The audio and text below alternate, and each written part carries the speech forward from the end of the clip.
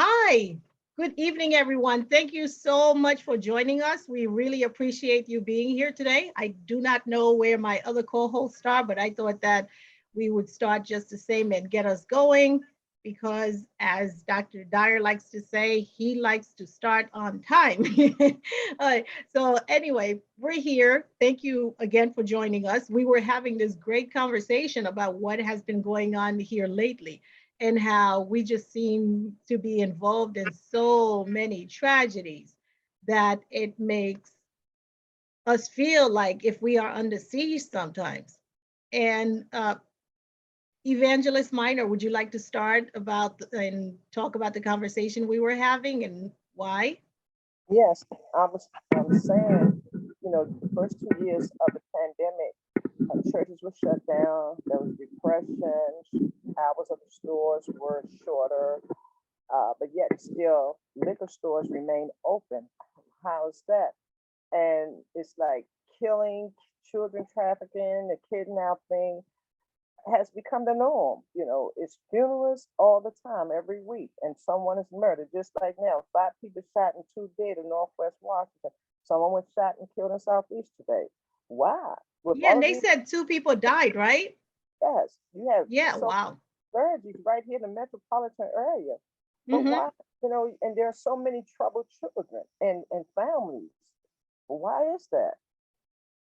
Yeah, so many tragedies. We've been saying that we have been going to so many funerals that we have to celebrate each and every moment that we can because things just seem so harsh. And then the temperature itself is just making it worse. I was just hearing how, because in Georgia, only a quarter of the prisons have air conditioner, that because of that, they actually track how the lack of air conditioner and the high heat have been causing a higher rate of homicide in the jails.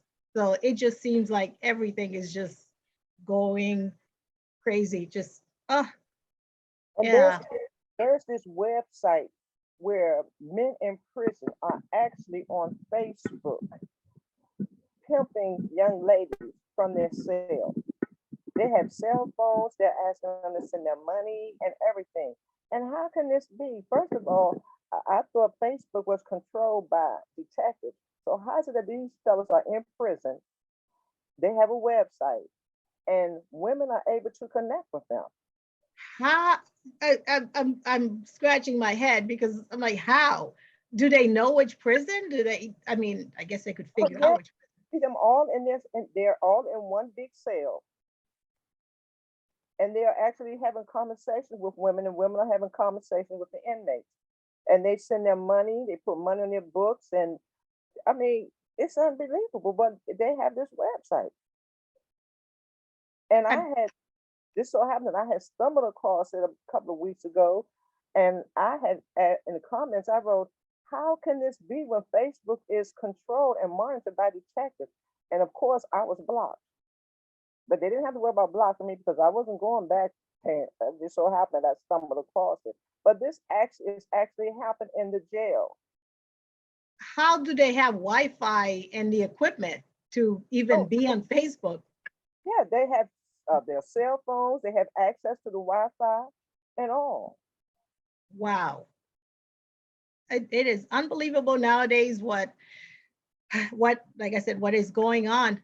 But I do have, I guess, some good news, because like we talked about, we want to be solution oriented. And one of the things that I have come across is a solution to some of our problems. I know we talked a lot about the uh, well, I guess the problems that we've been having uh, with with people treating us differently because of our race and other reasons.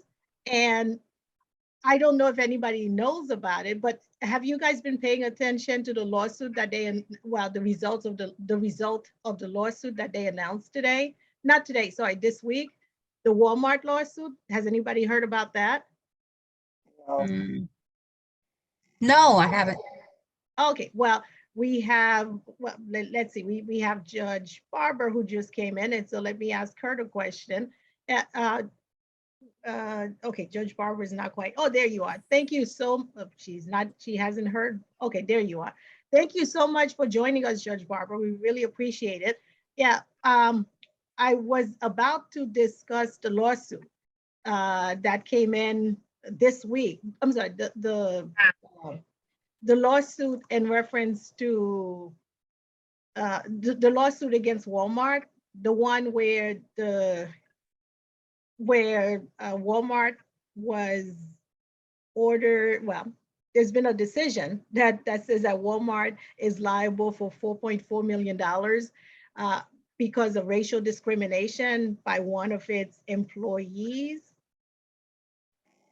Nobody knows what I'm talking about. And I was like, oh my gosh, that's such a great idea. Okay, let me see. Let me share. Now, I will confess that I vaguely remember the story, but I don't know the specifics of this particular case because Walmart has been sued before. Yes, it but has. I don't remember the specifics of this case. Oh yes. Okay, great. So then let's see. Again, I've got like a gazillion things to do with this. So let me share screen because I thought this was really, really interesting.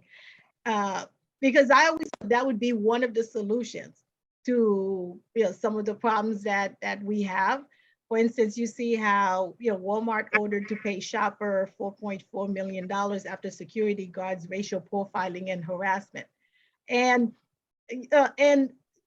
basically what happened in this case was that this man was shopping for Dovey Mangum was shopping, and this Walmart employee decided that he was going to come and and say a couple of words to him and call the police on him, and then try to tell the police that he was stealing when he actually wasn't. I mean, all kinds of things were going on in this case. And because of that, Walmart was ordered to pay $4.4 million. Walmart said that they're considering their options, including appealing the decision. Let me put that in the chat because I think that would probably be helpful to you guys so you could see it better yourselves. But I just thought that this was a great solution to our problems. Well, the thing about these types of cases, I'm impressed, number one, that Walmart was ordered to pay that size of money. Me too. Because a lot of times these cases are dismissed. Exactly. And people should be aware of that.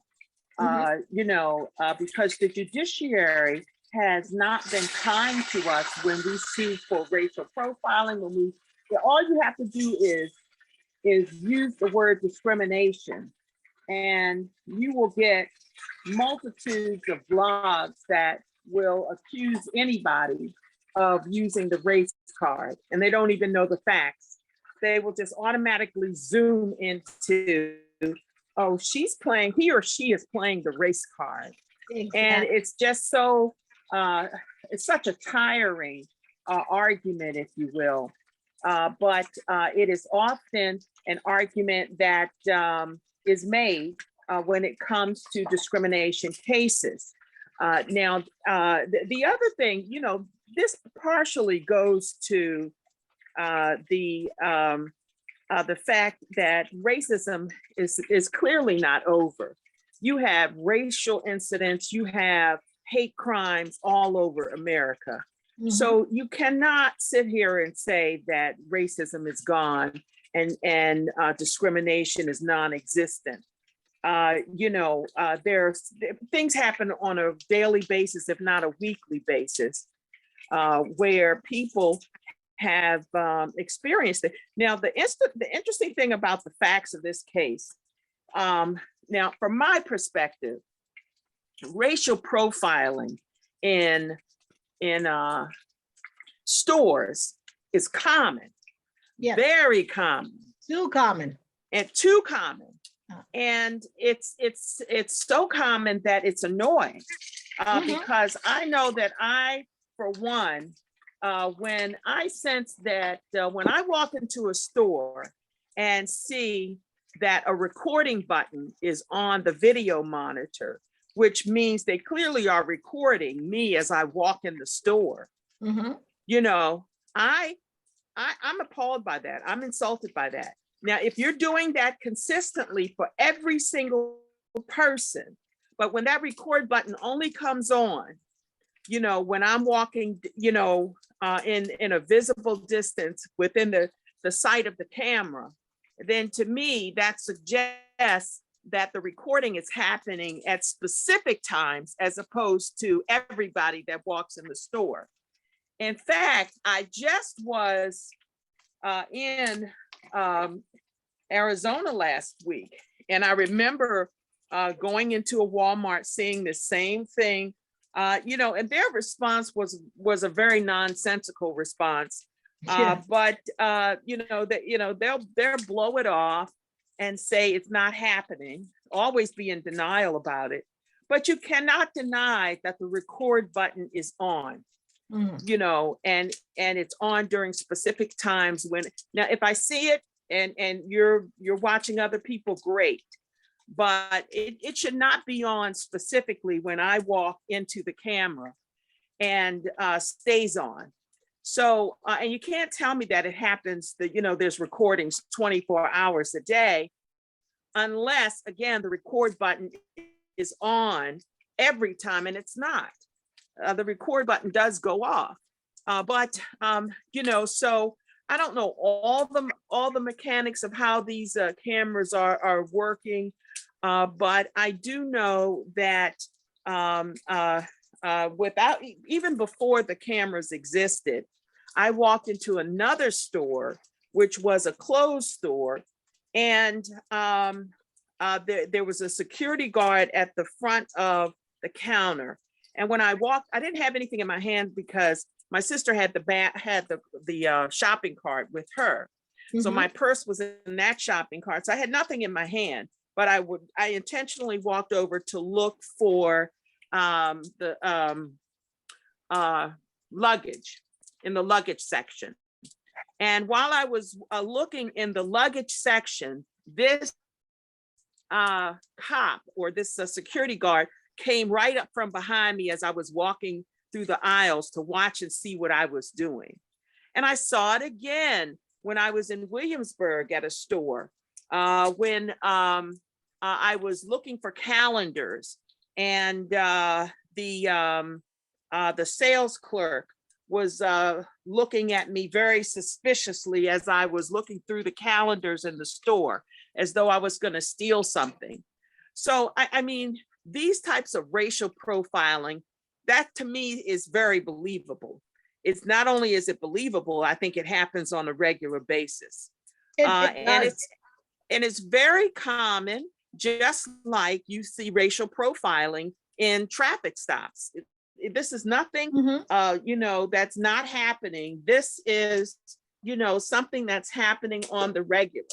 So, you know, we can't blow it off and say it's not happening, but it is happening. And that's why I was so happy to see the results of that lawsuit, because it happens all the time. It happens every day. And it's hard to explain to someone that it has never happened to, that it's actually happening, because they just don't believe you. They think, oh, you know what, maybe you're making this up. Maybe there's a reason why they're looking at you. Oh yeah, you know, that security guard was going to go that way anyway. It doesn't mean that that security guard is following you. It's just, yeah, it's just sad. Uh, but I see that we have our special guest here. We have Dr. Joyelle R. Scott with us, and I think How you that, yeah, doing? yeah, and it is such a pleasure to have her with us. I can't wait to begin the conversation, because like I said, I'm so excited to talk with you. When I asked you to be here, to tell you the truth, I did not know that you were such a force, and I did not know that you had all these credentials. I just wanted to talk with you about, you know, incident that we're going to get to, but Right. now, but now we are going, it's such a pleasure to have you here. I mean, such a pleasure. And Thank you. so let me tell people a little bit about you. Dr. Joyelle R. Scott is a nurse researcher and an AIDS certified registered nurse, which is ACRN.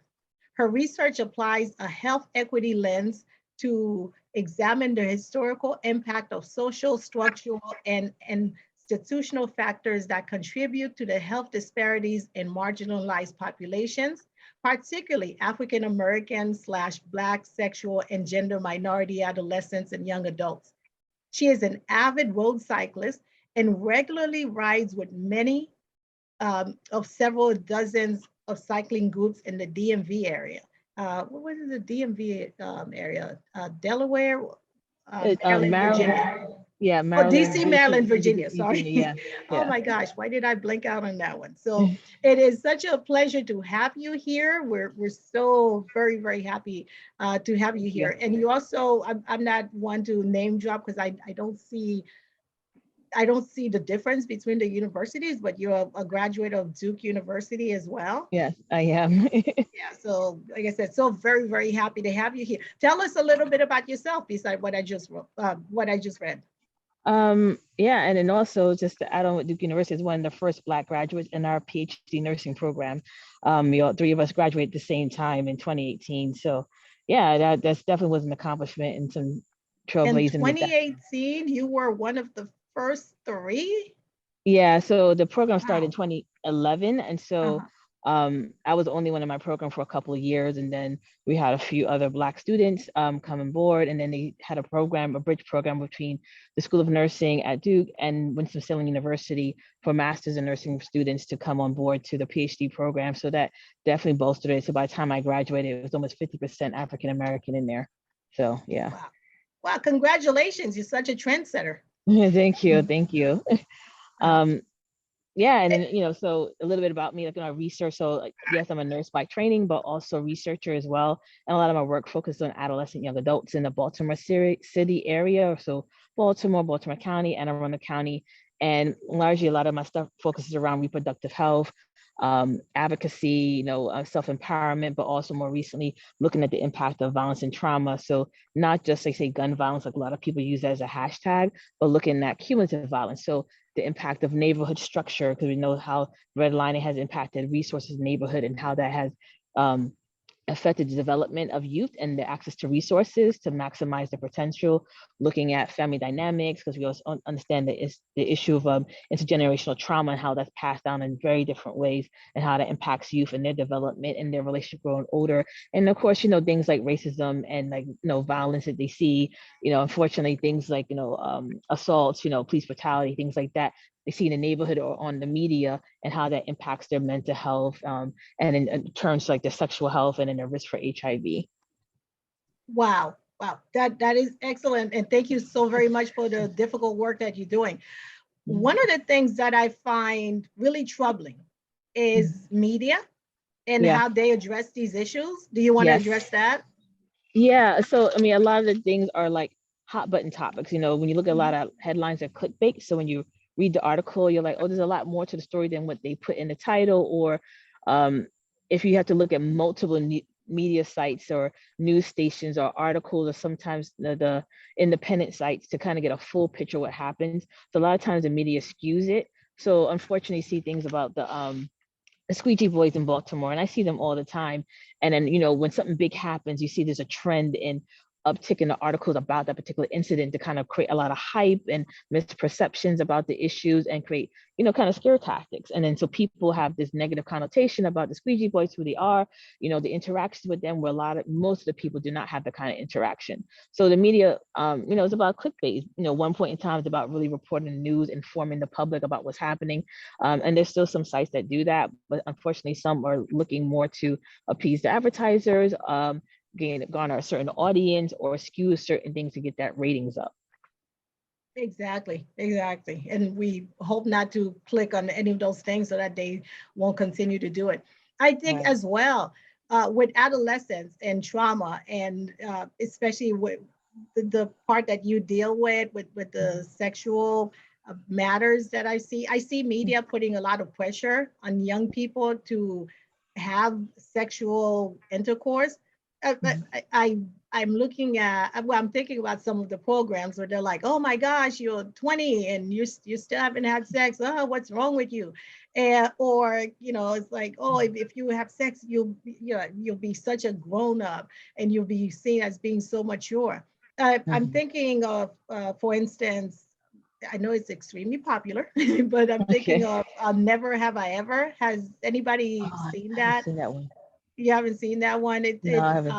by Mindy Kaling, which I love, and Okay. it's Yeah, I supposed to yeah. be somewhat based on her. I'm not sure if it's how much of it is really based on her, but it's about a well, it's in the third season now, but the first season uh, is about this freshman in high school who's trying to lose her virginity. Mm, And they're like, you're a freshman in high school. You know, it's like, right, right. you know, it's like, why? Where does this come from? And so dealing with what you have to deal with in the communities that you have to uh, deal with, a lot of the young people don't choose to lose their virginity at a young age. You know, Hmm. sometimes they're just forced to do it. Hmm. And because of that, I think to make light of that, I have a problem with. And I don't know how to address that in terms of saying to the media, stop it. You know, Well, it's like, uh, well, you also have to think about it too. A lot of times with that kind of entertainment, it does reflect real life. So even before social media, you had these issues about teen pregnancy, STD rates in teenagers. They always had these different programs around drug use and sexual, sexual activities. So it's not anything new. And you also got to think about how times have changed. You know, where people got married in their teenagers back in the day because life expectancy was shorter and life was harder, and people partnered. And you also got to think about um, social dynamics where women couldn't, they couldn't vote, they couldn't own property, they couldn't have a job, or a high paying job, they couldn't get credit, a bank account. So the means of survival was to marry and marry early. And that was the goal. Like, you find a good husband and you're set for life. Or when we went to college, for some women, the message was go to college, get a good job so you can find a good husband, not so you can have a good career.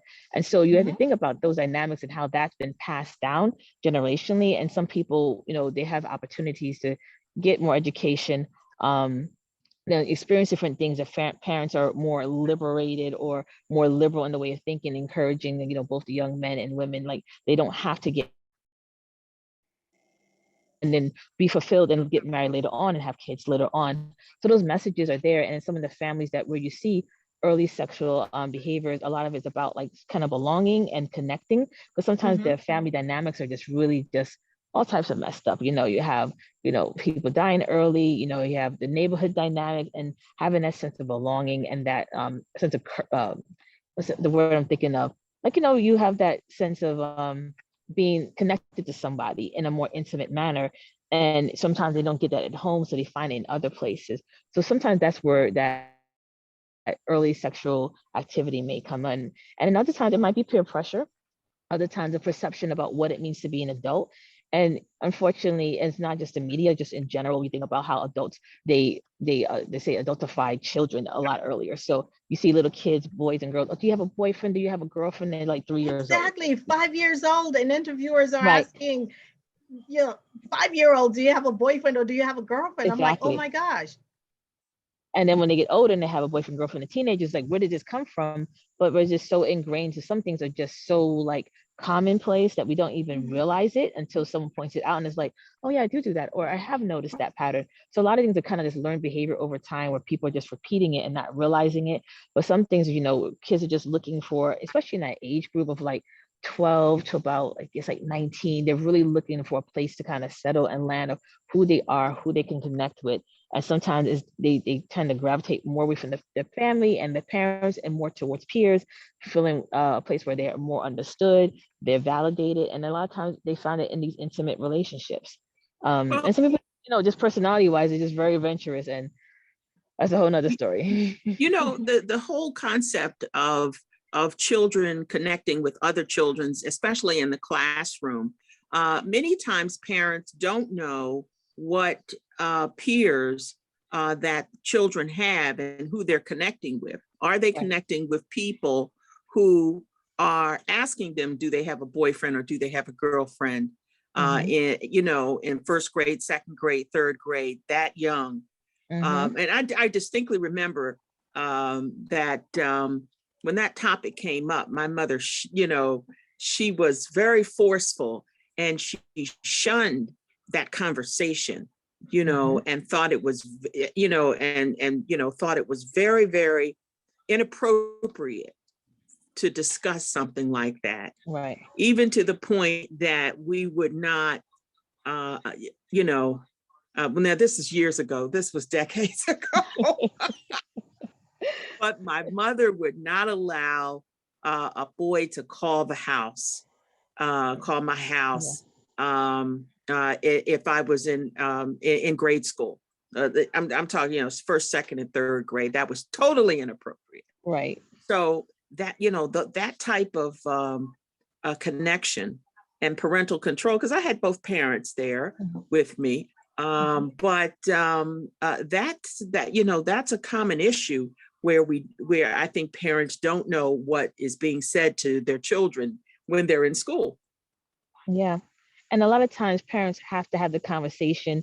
And so again, I did a lot of comprehensive sex education to both the adolescents and the teenagers, as well as parents. So sometimes we had conversations with parents, a room full of parents, and how to talk to the teens about sex. And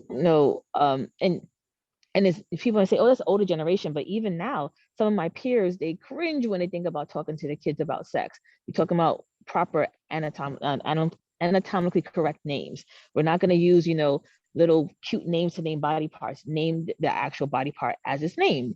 And a lot of people feel uncomfortable. They don't even name their body parts that way. So to talk to the children about it's like, well, that's too grown for them.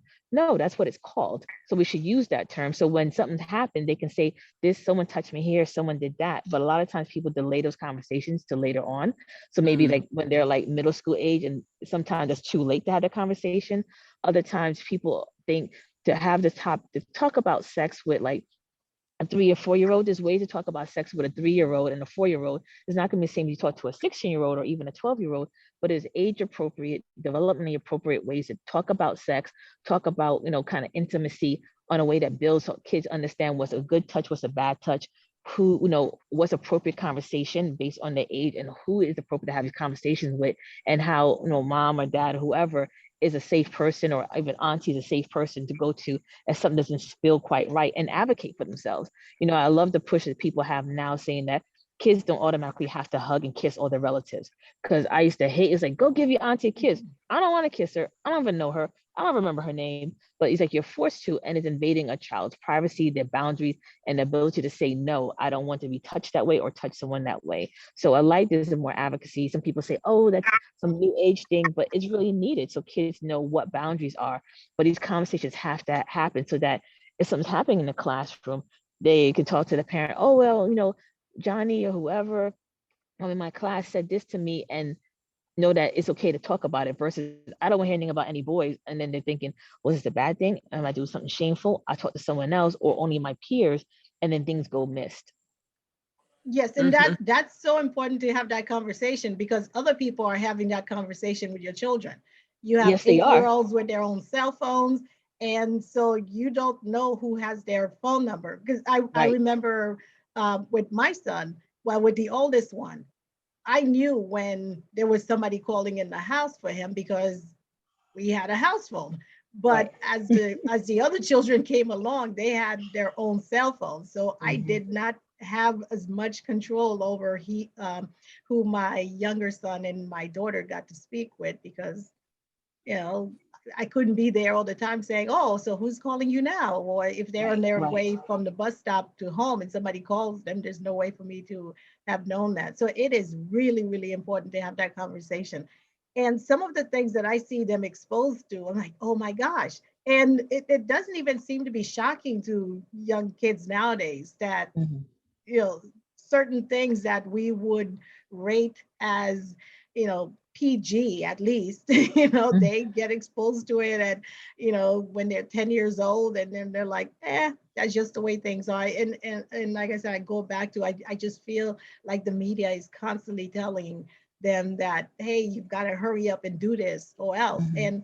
And you don't have what Schoolhouse Rock. That's Right. Oh, I another remember side that. Yes, saying, yeah, I do saying, remember hey, that. by the way, there are other people out there who aren't doing this. So you only get to hear one version.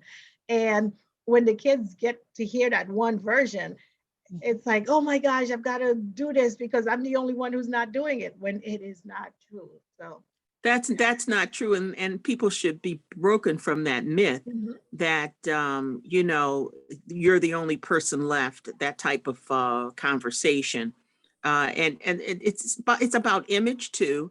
But media is not helping. Mass media is not helping. How we produce television programs, and then you have social media, TikTok, and you know, everything is on Instagram and YouTube.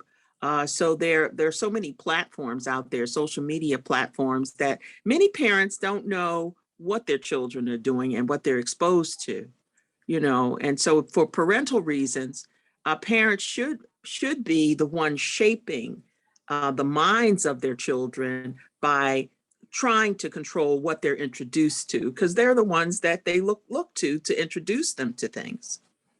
Yes, and I agree with Dr. R. Scott. It is so very important to have that conversation with them Mhm. starting early. Yes. I do a lot of abuse and neglect cases. So based on what I saw, I was like, oh my God, I've got to start talking. And I was one of the ones that did use body parts. And so and so I did get some pushback from people when they were like, well, so and so says, you know, this part. And I'm like, yeah, that's a part of his body. That's a part of her body. Why, what's wrong with that? You know, he or she was just describing what, I mean, not, they weren't lewd or anything. It was just like you mentioned, hey, you know, my arm or something else, that was it. And people still wanted to use euphemisms like, oh yeah, well, you know, this is my flower. I had a case where this young child kept saying this, you know, he touched my flower, and I'm like, did she get a dozen roses for Valentine's Day? What is going on? And it took me a second to realize what she was saying. So it is just so important to teach your kids that, you know, these are the body parts, and this is what you need to talk about. Yeah, so like, wow. And we could talk about this conversation all day long, you know, really, really interesting. But Dr. R. Scott, would you like to talk about something else?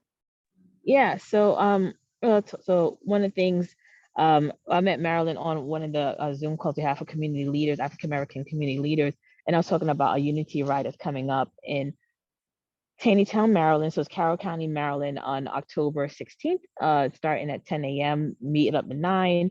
The mayor is going to have some talks and some words at 9:30, and then we have a short ride at 10 a.m., and then a longer ride for people to do on their own. But the purpose of the Unity Ride was because the incident that might happen with me, myself and my husband, everyone calls him AC. We were riding in Taneytown back in March, and unfortunately, as we were kind of like, you know, Taneytown's very hilly, right? It's very challenging ride, and he's a much stronger rider than I am. So he's waiting on the top of a climb or a hill as I was kind of slowly climbing up towards him on my bicycle, and this car of or SUV of like a white SUV of 4 white men kind of slowed up beside me and called me an ugly whore. And then I just watched them as they zoomed up towards my husband, who was waiting for me. He had no idea what happened because he couldn't hear them. He had actually stopped by the time they said something to me and was starting to turn around to face me. And I zoomed up towards him and slowed down, I guess, to kind of figure out what complexion he was and called him the N word. And fortunately, as he was turning his camera on his GoPro on his camera on his bike, caught that incident, caught the car as they kind of Good, slowed down and good. zoomed off and heard the words. And so, no, he didn't know I heard because I was so far behind him, but I could hear because they were loud. And then as I came up to him, he was like, he told me what happened. I was like, yeah. And I told him what happened to me. And so we still had like a mile and a half left to the car, and it was getting, and it's back in March, so it might have been around like close to 7. So the sun was really setting in that area, and got to the car. But we did, notify, some of the club members that were part of different clubs, and one of the people connected us to Carl Snowden. And Carl Snowden, he connected us, you know, through his connections to the mayor of Taneytown. But by that time, we had made a police incident report. We submitted the video evidence to them. There's also, I think it's through the Bike Maryland advocacy site. I can't remember exactly, but there's a website where you can report incidences in Maryland that happen. So whether it's co-rolling, assaults, or someone hit and run, verbal abuse, things like that, you can report it. So we reported it and also submitted the video evidence. So in April, we were able to meet with Carl Snowden and a couple of other community leaders, the police chief, the mayor of Taneytown, police chief of Taneytown, mayor of Taneytown, and the director of Parks and Recreation. And some of the things that came out that meeting was that Carl was going to work with the mayor's office to develop a resolution against racism, something he's done with in the other counties in Maryland. And so the mayor was open to that. Also, we requested, myself and my husband, that we get a letter, a statement from the mayor acknowledging that this incident happened and an apology, because it's something that should be documented that this happened in Taneytown and the impact it had on the Black community. And he also suggested, which is something that I wanted as well, a ride, because Taneytown, even though there are some interesting people out there who sometimes just call it what it is, blatantly racist, not everyone is that way out there, but it's also very beautiful out there. A lot of farmland, very smooth roads, very minimal traffic, wide shoulders, bike lanes. So it's really ideal for cyclists to go out there. And my husband will actually ride out there by himself. And I had no issue with it because I had ridden out there on my own with some other people, largely by myself, even though I saw some interesting signs out there, but I felt very safe and able to handle myself. But after the incident, neither one of us has ridden out there, because the question is, if we were out there by ourselves, would they have done something else? The fact that we were separated leaves a witness, so to speak. So that kind of gave us some hesitation, but at the same time, we don't feel that regardless, you know, our race, ethnicity, gender, we should be afraid to walk anywhere on God's green earth. And so kind of like just kind of take it back and have a show of force of cyclists out there to show that, yes, the community is here. We're not going anywhere. The mayor supports us. The police department supports us. And they show on their end that they don't tolerate this kind of behavior in a community, and that they do want cyclists out there, and they want cyclists to feel safe and know that the administration in that, you know, that city and in that county is against this kind of behavior. So been working with the director of Parks and Recreation for the past 6 months to, you know, logistical things. It's a first time doing something on this scale. A bike ride is my first time doing a bike ride on this level. So just kind of getting the support of local clubs that we ride with and other people that that we recently met, like some people from Bike Annapolis and Anne Arundel and Annapolis and Bike Maryland, some large cycling advocacy groups in the area that have a lot of input in terms of legislation to keep bikers safe on the roads, legislations to increase awareness of biker safety and needs. So, you know, and of course, like I said, other clubs in the area. So we've been partnering with different people and getting some feedback and input about the most effective and impactful way to roll out this bike ride. Well, So, so yeah. what consequences did the persons face? Unfortunately, we could not get a clear license plate number. So we tried every type of enhancement, but because the angle, it was, if it was daylight, it might have been better, but it was like at dusk. So literally in the camera, you can see like the sun's off the horizon. So you see like an orange glow, and they were going towards the light versus away from the light. So all you had was the license plate light, and they sped off. So it was fuzzy. So you couldn't even zoom in and get even a partial plate number, even though you can see the back of the truck. But the face was kind of fuzzy because, again, the lighting. So unfortunately, we couldn't find the people who did it. We wish we could, but at least there's awareness of it. Because a lot of people, unfortunately, we taught the cyclists, they have mentioned so many acts of aggression against cyclists, and this is white, Hispanic, Black people on cycle. I was just talking to someone today who said that another part of Maryland, a truck driver slowed down, opened the passenger door, stuck their foot out as they were cycling towards Wow. them. Oh my. I've had other my. people tell me that they've had apples, rocks, and water bottles thrown at them as they're riding on the side of the road. Other people had coal rolling, so people modified the exhaust, and so they speed up and they, I guess, hit a button, and like a black, smoke comes out at the cyclist. Of course, your lungs, your vision, anything can happen. Literally have people run off the road. Wow.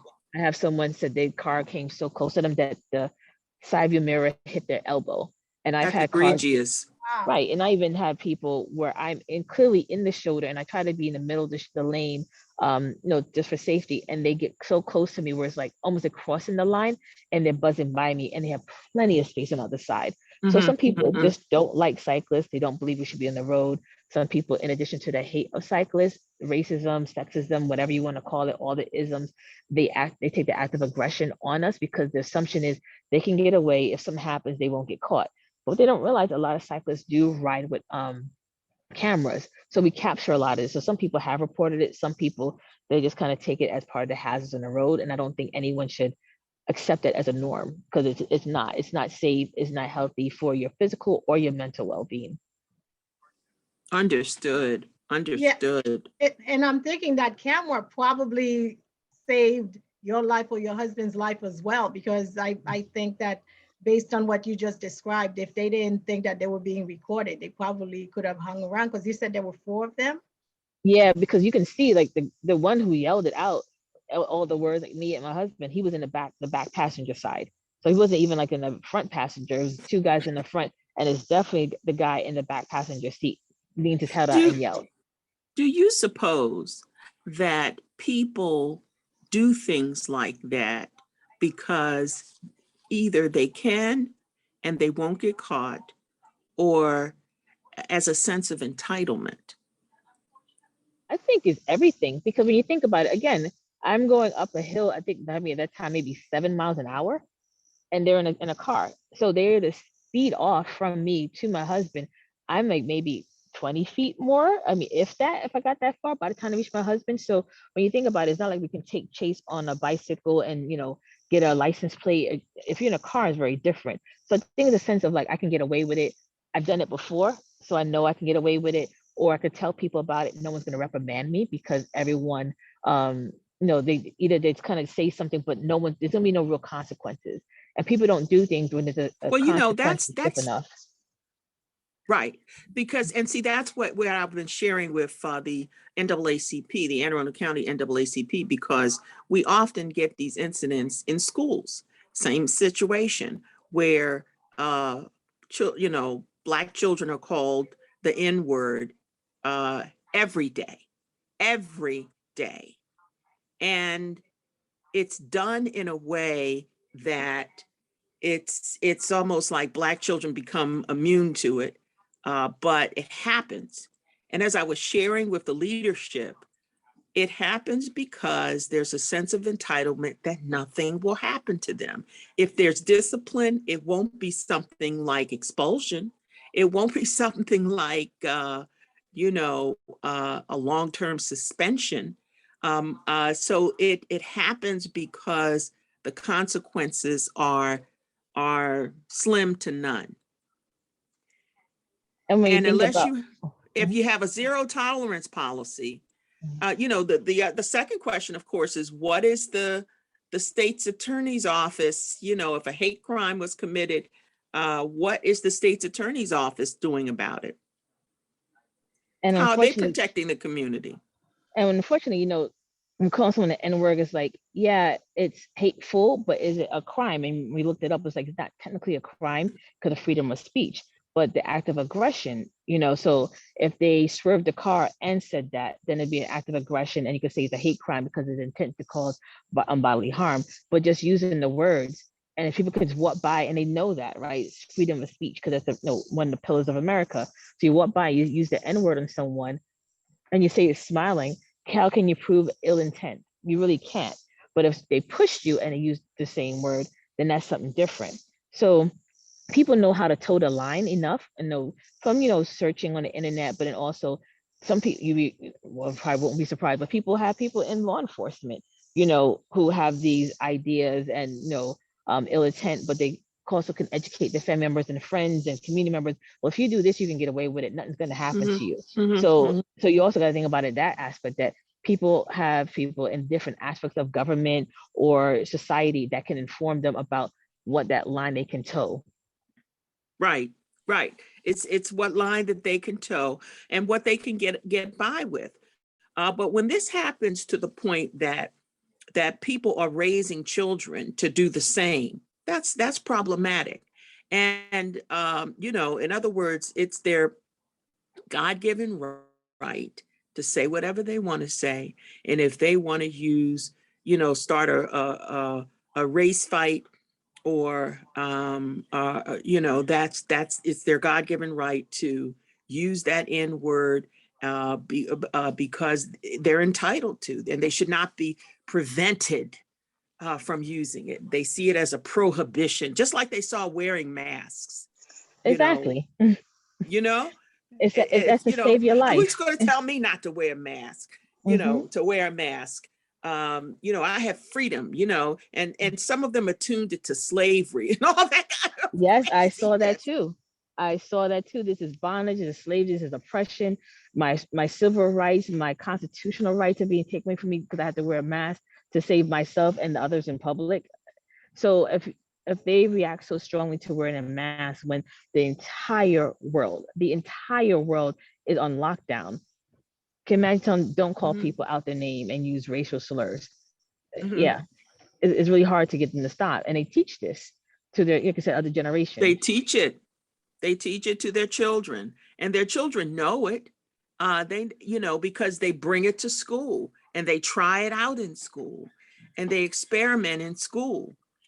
So all of that is, just is included. Yeah, I find it interesting. Well, let me let Evangelist Minor go first because she had a question. So I was just reiterating the question that Judge Barber asked as far as what action is the state attorney taking? Well, since no crime technically was committed, there's no action to be taken. But in terms of advocacy, I'm not sure. Like I said, we getting connected with some of these larger bike advocacy groups who are just now finding out about the event because I'm just finding about them. So talking with them and seeing what can happen because I know and I was talking to my husband about it today, is, yes, so the word was said and what happens, but maybe there might be legislation that it's an act of aggression and maybe that could be act of aggression where there's intent because clearly there was a slowing down. So it wasn't like you drove by and it's like, well, did they say it? Like they slowed down next to me, sped up, slowed down next to him, sped up. So there was the intention premeditated. So maybe that could be something that could, but we also can't find those people. But in general, maybe something else can be stronger legislation that can be put out there that can have severe consequences. Because if you're throwing bottles and rocks at someone on a bike and their wheels are like what, an inch wide, if that's on a hill, I mean anything can happen. So we'll see what happens as we go forward. Yeah, I find it interesting that where it happened was in Town, which for those of you who don't know, it's in Carroll County, Maryland, which is the county, yeah, it's north of Montgomery County. And I find it interesting because Town was named after Roger Book Tawney, who was the fifth Chief Justice of the United States, who delivered the majority opinion in the Dred Scott case. And we all know about, Dred Scott versus Stanford, 1857. Tawney, I guess Chief Justice Tawney ruled that a Black person has no rights for which a white person need to follow. I would get the correct quote, but I find it interesting that these things you could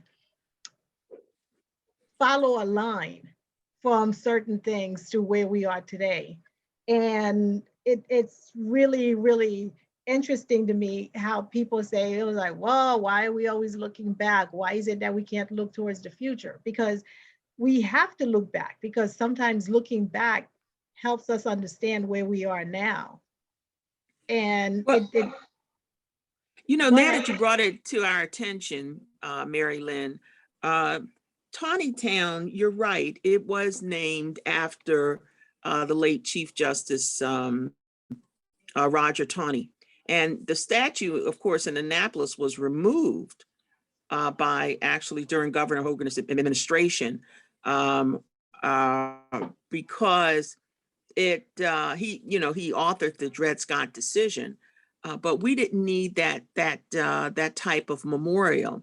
And I think we should be on a course where we think progressively. That doesn't have to be Tawny Town forever. It could be something else. Just as the state of Virginia changed many of its Confederate, tore down some of its Confederate statutes.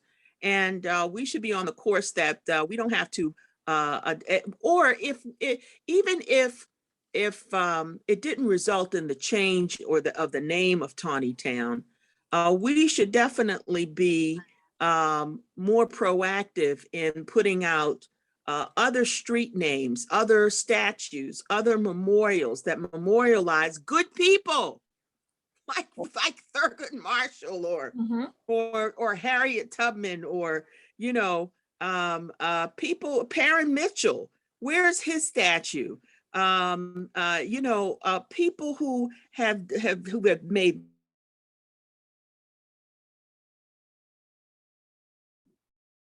What happened? Did you freeze?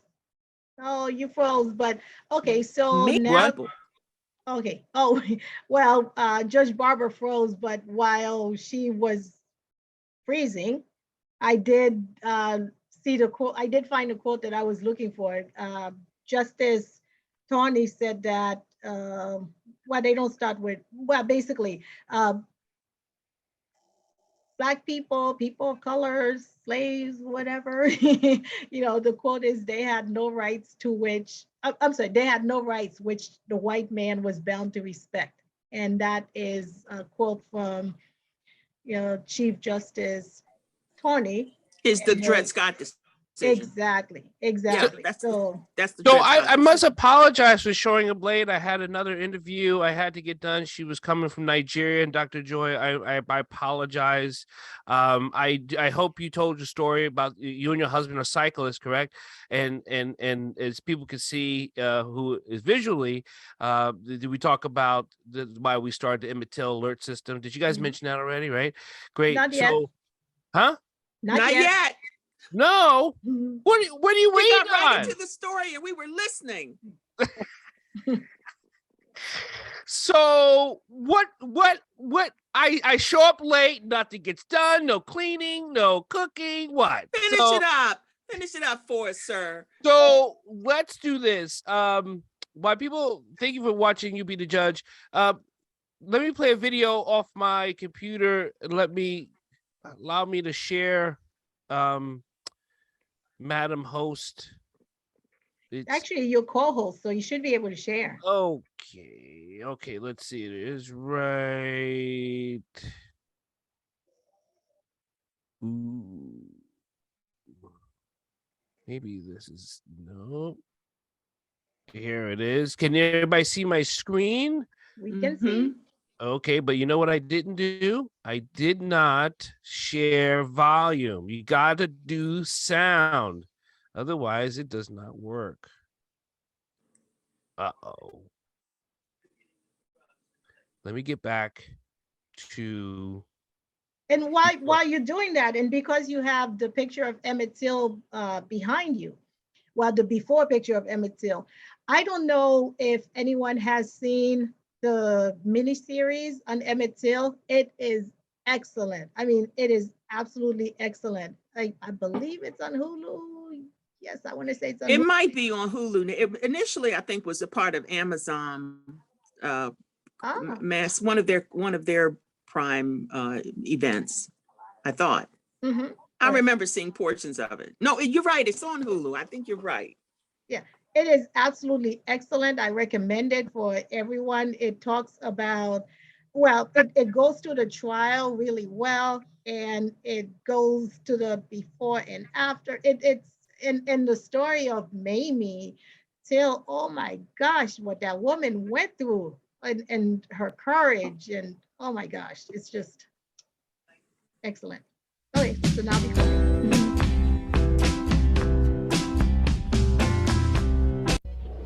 Three historically Black colleges and universities in Maryland targeted by bomb threats.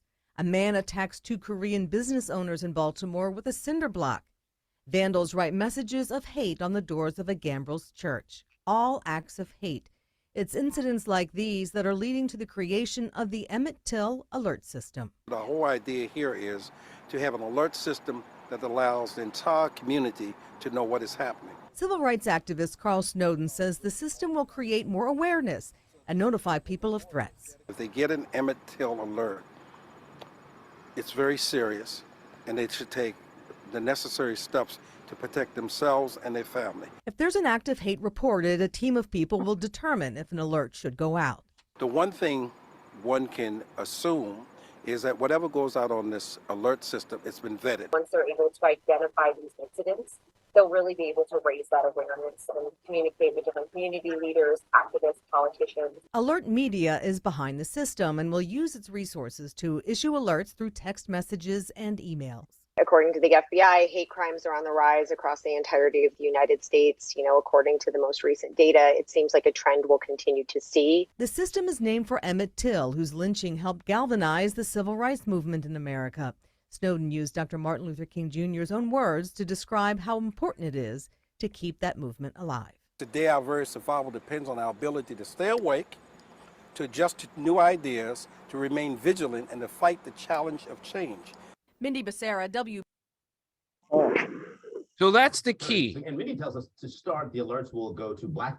That's the key right there, is to be vigilant. And I want to stress that. And as our family know here, who watches or listens to You Be the Judge, people know I do a lot of the security. I'm part of the vetting team and all that stuff about the alert.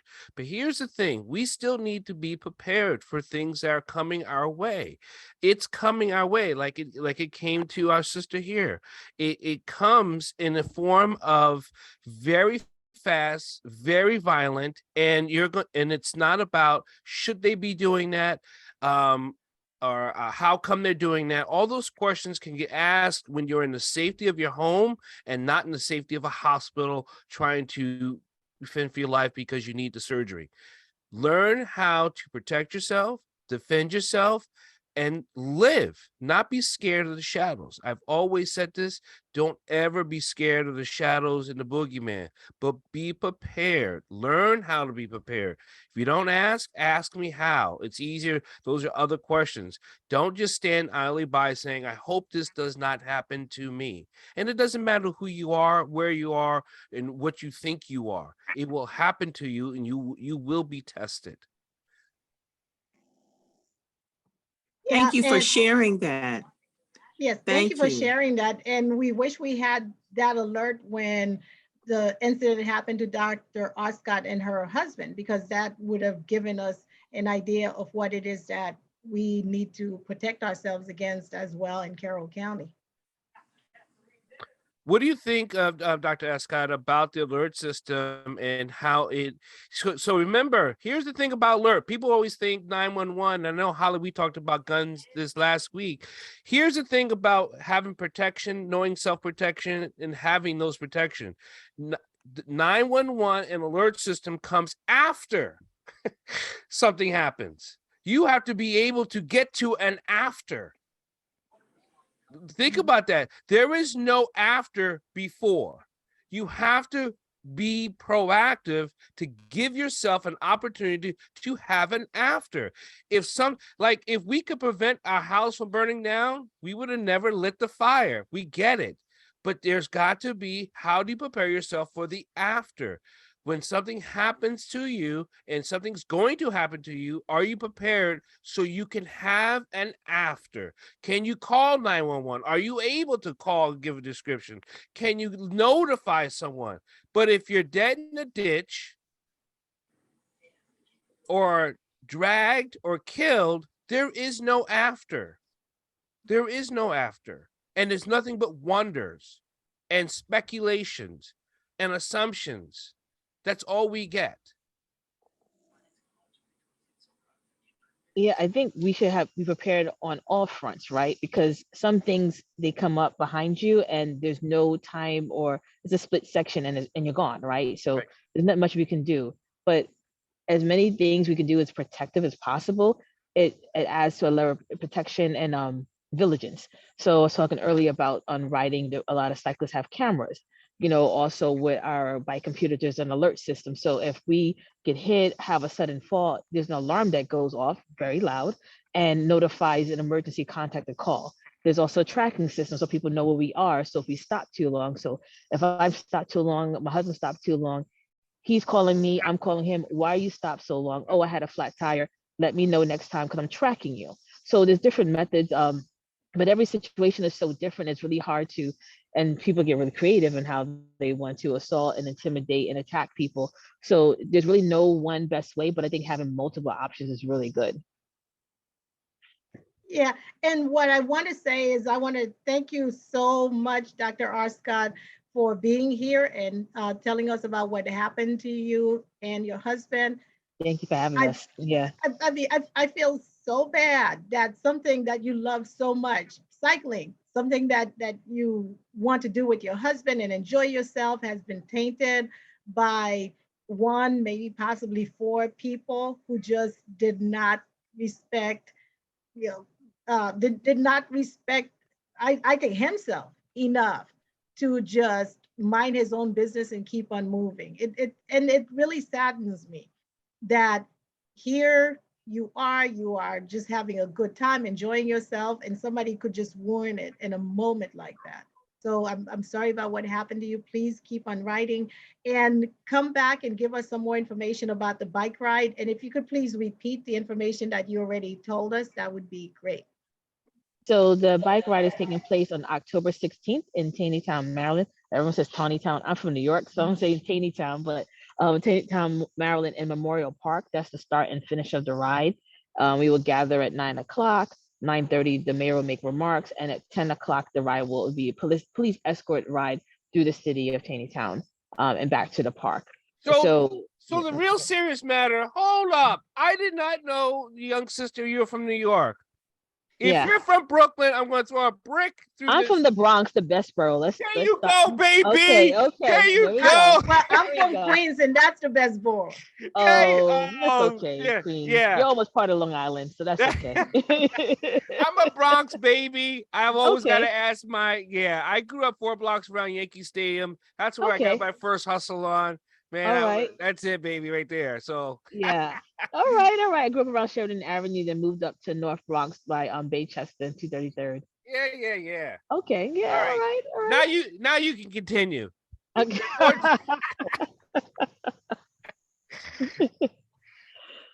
But yeah, but I think but October 16th, like I said, meet up 9, mayor's remarks at 9:30, 10 o'clock is the police escorted ride to the city of Taneytown back to the Memorial Park. And we'll have some longer rides after that. We're still working on some of the details about the route, but that's pretty much, you come there at 9 o'clock, 9:30, mayor's remarks, 10 o'clock, the ride. So yeah, and it'll be a great time. A lot of bike clubs around the state of Maryland have been notified, aware, and very supportive of this. So I know we're done with the show. We cut hard and said we have a 7 o'clock hard break. But have you ever done? I've been riding for a long time. I've done 3 Ironmans. But have you done the George Washington Bridge ride to Bear Mountain in New York? No. So coming from New York, I know what Bear Mountain looks like. I've been there. I have to work my way up to that. That's a beast ride. Get prepared, that hill. Oh my goodness. Yeah. So, all right, family, we get to take off here. Much love. We'll talk again later, sooner than later. Marilyn, anything you want to say before we take off? No, I just am very happy to have Dr. R. Scott here. I wish her the best. And I know that you don't have to be like a great bike rider to participate in the bike ride. Just show up and, even if you don't have a bike, just show up to support the people who are riding. That would be terrific as well, and welcome. So give us some more information when you can, and we would love to disseminate it to other people as well. Thank you so much. And we will see all of you next week. Thank you very much for joining us. Bye.